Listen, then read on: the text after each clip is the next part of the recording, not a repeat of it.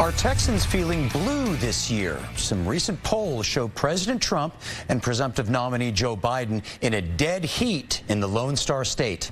Here to talk about this is Travis County GOP Chairman Matt Mackowiak and Ed Espinoza from Progress, Texas. Ed, starting with you, should the Texas Republican Party be worried, and how do Texas Democrats continue the momentum?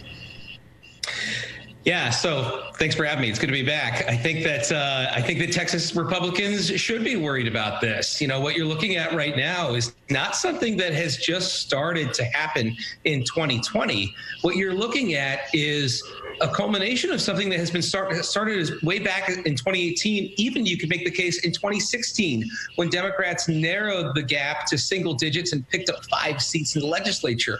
Obviously, 2018, it was even better than that. It was 2 digits. Now what you're seeing in multiple polls is that this is a 1-point race in Texas. Republicans should absolutely take it seriously, and I think that they are.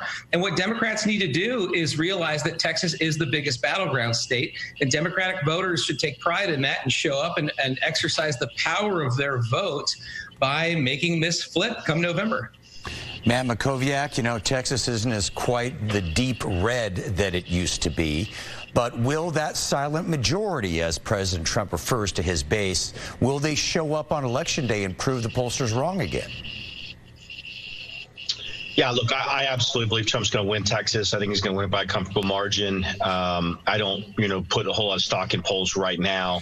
That poll that Ed cited that had Trump up 44-43 undersampled Republicans by about 7%. So I think you can make an argument Trump's up 6 to 8 points in that poll, and that feels about where the state really is. But look, the big question mark is 2020 in Texas going to look more like 2018 when Beto O'Rourke lost by 2.5%?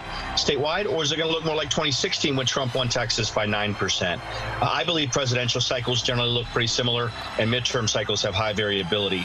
So I think it's going to look more like 2016. But look, Republicans are preparing for the worst and hoping for the best. Our outstanding state party chairman, James Dickey, has overseen a voter registration effort where 100,000 Republicans have been registered in the last year.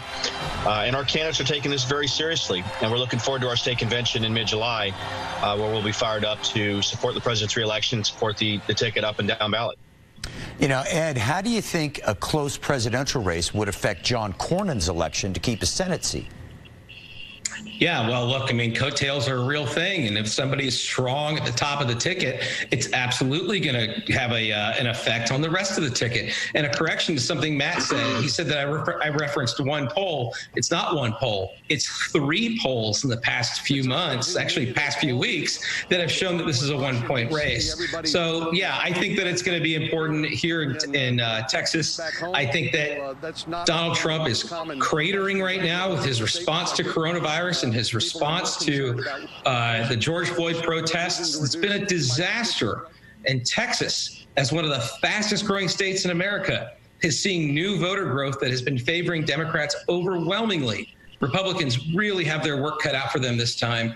Democrats do too, but I think it's a new position for Republicans to be in, and I think the advantage goes to the Democrats. All right, Matt Mackowiak, you know, what will Texas's role be in the general election in November? Will it be very important or not as much? No, I don't expect Texas to play a key role in the Electoral College. I don't think it'll be in play. I don't expect the Democrats to invest money here, or I don't expect the former Vice President Joe Biden to spend time here, except when he's raising money, if he ever leaves his basement again. So I think this election is going to be about Michigan, Pennsylvania, Wisconsin, perhaps states like Ohio and Iowa and Florida, and then maybe states like Arizona as well. So there's 8 or 10 battleground states. I don't think Texas is going to be one of them.